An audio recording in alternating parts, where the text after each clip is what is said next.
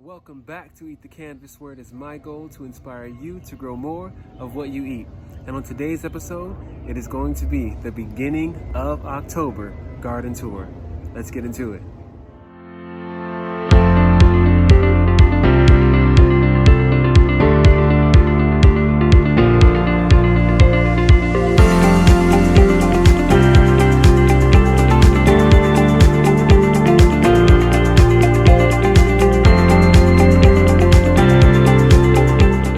So this one will be pretty quick, as it's really just an update. But if y'all remember this view from one of the last videos, I said I needed to clean it up. So it definitely has been cleaned up. I have added some of the mulch that was in the front beyond this gate down here, clear these paths up, ready this bed up right here. I might do some herbs here. Clipped a lot of these banana trees off that were high. And I kind of learned something as well. Whenever I cut these banana plants, whether it was higher up here or lower, another banana plant comes from that cut. That's amazing.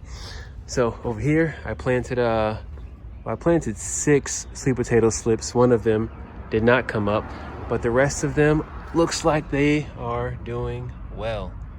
And this is from a sweet potato that I got from the store that started sprouting on the counter. I cut it up in 6 sections where I saw the sprouts coming out, and we're gonna have sweet potatoes in a couple of months. Bam. And circling back to the front, don't mind the neighbor's mess over there. These are the papaya trees that I said I was gonna be planting that were in pots the last garden tour. Now they are in the ground right here, doing well. And again, I started these from seeds from a papaya that I ate. Amazing. This right here is a new development. I saw this idea on a YouTube channel called David the Good. I love his content. It's very practical and not overly expensive. But this is what he considers a squash hill. I mean, it's been used way before he came up with this specific name for the idea. But really, it's just compost all underneath this that was from the house. And then I just layered cow manure on top with some different organic fertilizers, and then do some mulch on top. I'm letting it kind of break down for a little bit, and I'm going to plant squash here because why? I am trying to become a squash master. They have not produced for me like 3 times in a row. I learned why, and just like the tomatoes that I learned from, here this one is next. Y'all might have some amazing soil where you live. I do not, but I'm building it up and things are producing better more and more. These are the bananas that are still on this side. Still growing, still looking good. They'll probably be yellowing up soon. From the last video, this star fruit has already grown longer. These right here, black garbanzo beans, aren't doing the best. Some of them are. I realized when they were over there in the sun last time, they were doing amazing. So these might take a little bit longer. This is a little bit bigger, this collard green plant right here. Again, on the other side, where there's more sun, these leaves would have been big by now, so this might just be a process right here, is what it is. Back to our black turtle beans right here.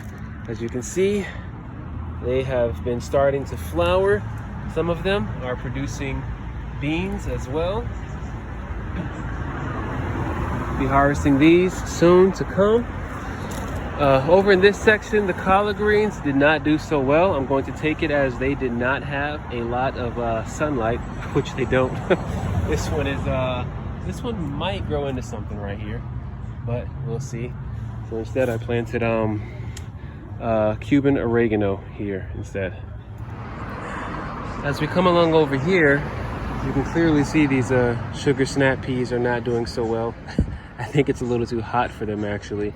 So I probably should have started planting them around next month, but I'll leave them there for now. We'll see what they do.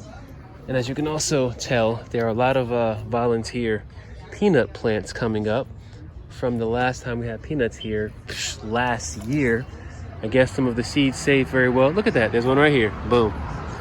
This has probably been here for like a year, but they work themselves under the ground, maybe do rain, and then peanut plants come up. I forgot what type of green bean this was. You can see a lot of the flowers. and a lot of the beans coming in now. And back over to the pinto bean trellis. You can see these little babies coming in as well, everywhere throughout the fence. The leaves don't look, super amazing, but beans are coming in, so that's what the bean plant is for. And here's the beautiful avocado plant, my little baby right here, that I started from seed. As I mentioned last time, it's growing a lot. Love it, love it. And over here, so this is an experiment I did, growing oats. There it is, oats. I know this is obviously not enough to do any oatmeal or anything like that, but I wanted to just try it out, save the seeds, and then do it again a little later. Now, this banana plant is the one I mentioned that came from over there. And as you know from last time, this was definitely not producing bananas. I think it's actually a little bit too small to be producing bananas. It's already leaning a lot, but here they are. This was not here last month, and now it is. Here, I did have cilantro and parsley. They weren't doing too hot at the moment. Made a few little mistakes, as you do when you're trying out new stuff, but I replaced it with squash. I think this is acorn squash. Can't fully remember. We'll see. Another peanut plant. I could probably actually show you what a peanut might look like under here. Okay, as you can see, they produce these little tendrils that go down to the ground, and a peanut should be producing under there. Well, that's a very tiny one. Let's try to find another one that actually has more of a form of a peanut here. All right, I think I spotted one. That's a little one right there. Still in the process of growing. Bury that back in the dirt. Peanuts, man. That's wild. Got some new starts going. Got some mustard greens and these two right here, as well as some Detroit dark red beets. Looking forward to these. Fig still doing its thing. Mango still doing its thing. These leaves look beautiful. Apple tree experiment. We'll see what happens still. And as for a new development, eggplant. This thing right here is beautiful. I'm sure it has a few more weeks to go, but I'm loving the way it looks so far. Now at first, nothing was producing here. All the flowers were, I can't see one right now, but they were all kind of dying. This one, that was good. They were all kind of dying and just falling off. Like this, just falling off to the ground like this. And I watched the video, and it was because they weren't being pollinated.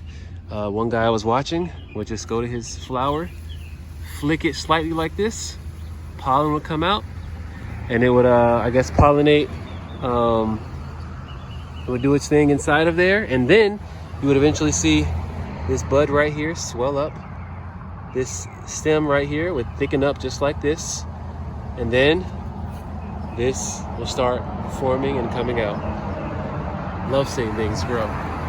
Another development that was not here last time, this starfruit plant was definitely not flowering, and now it is. This is one I started from seed, like I mentioned, about a year and a half to 2 years ago, and look at that, another new development.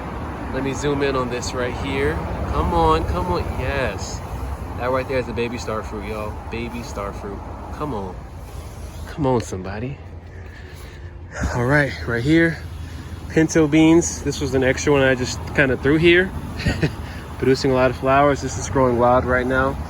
And this squash plant is looking beautiful. I think this was butternut right here. So this one has been in full sun. The leaves look very healthy, very big. It's growing fine. Let me show you the differences. Put one over here. Looks kind of stunted, just like the other two acorn squashes that I showed you a little further down that way. I also planted some saffron bulbs through here as well too. Well, that's basil. I planted saffron bulbs through here, so we should see how those come up. Date palm still looking good. lemon tree still growing, looking good. That's still doing its thing. The custard apple, the grapevine, looks like it's doing all right, kind of. Some of the leaves are browning up, but the stem is definitely getting wooded. So there might be some grapes producing off of here. Maybe this upcoming year, next year, I mean. All right, now I'm bringing y'all to the messy back.